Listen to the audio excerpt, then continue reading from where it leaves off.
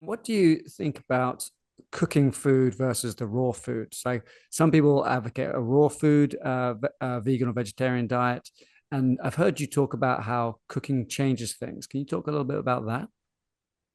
Yes, I mean, cooking, and as you know, I recommend a diet that includes a lot of raw food and also some cooked food as well. Because, most people are aware that it's unhealthy to eat beans not well cooked. Beans need to be well cooked. And even certain mushrooms have a mild, like the agarus family of mushrooms, which is the white button and the portobello and the cremini and the regular basic mushroom. The agarotine is high until you cook it. And so the agarotine is somewhat of a mild carcinogen. It's better to have a lower levels of those. So some of these things are better off cooked than raw, particularly beans and mushrooms. And also, when we're cooking some green vegetables like broccoli, it increases usually the volume of greens people can eat and lowers the glycemic load of their diet, meaning that most people on raw food diets to get enough calories are eating excessive amounts of fruit. And the excessive amount of fruit makes their diet not as protein rich as they age.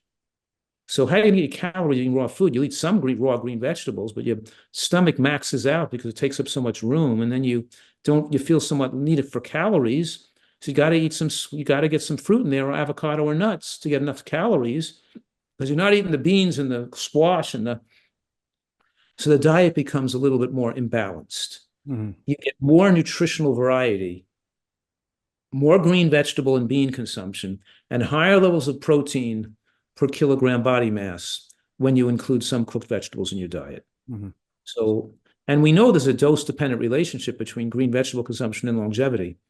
So we actually are able to enjoy eating more green vegetables. We cook some asparagus, cook some artichokes, cook some broccoli, and even even edamame is cooked, and soybeans are cooked, which add good quality protein to the diet as well. What are your thoughts on people who might be intolerant to some foods? Like there's the FODMAPs way of eating, where certain cruciferous vegetables create digestional distress. You know, it's rare that a person has to eliminate all the FODMAPs anyway, Mhm. and it's usually reflects some degree of other issues that are affecting their digestive negatively, like poor nutrition, overeating, not chewing well enough. Mhm. You know, the first thing we address when people have digestive impairment is eat less food and chew it much better, making sure that you are so mindful that every mouthful is completely liquefied and thoroughly mixed with saliva.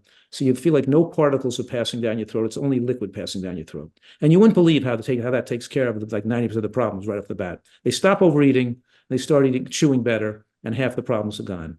People have allergies and food sensitivities, of course, but as they develop better and better health, those things usually improve. And we can do oral tolerance therapy over time. I usually wait a year or at least a year of getting them in better health first.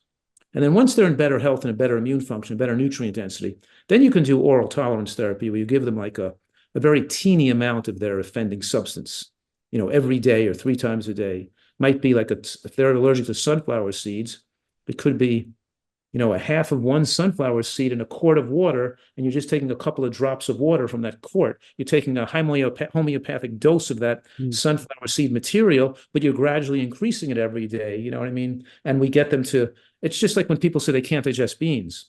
Well, I tell them, why don't you have a teaspoon of beans at every meal, every single meal, not once a day, 3 times a day, a little bit of bean. And let's build you up to the level you can tolerate at each meal, like two teaspoons of beans, or even eventually in a month, a tablespoon of beans with each meal. And you'd be surprised. In 6 months, they would be able to eat a half a cup of beans at one time with no problems because they learned how to handle, digest, and build up the bacteria to digest beans better and built up the better functioning body for better functioning digestion. Mhm. So in most cases, we can fix the digestive impairments. Yeah, I think that's brilliant. I was once had it described to me as if you imagine someone's taking down a building, they start with a wrecking ball and they go in with the pneumatic drills, and then finally they might come in with a chisel and hammers. And that's like our digestive system, that the teeth are like the wrecking ball.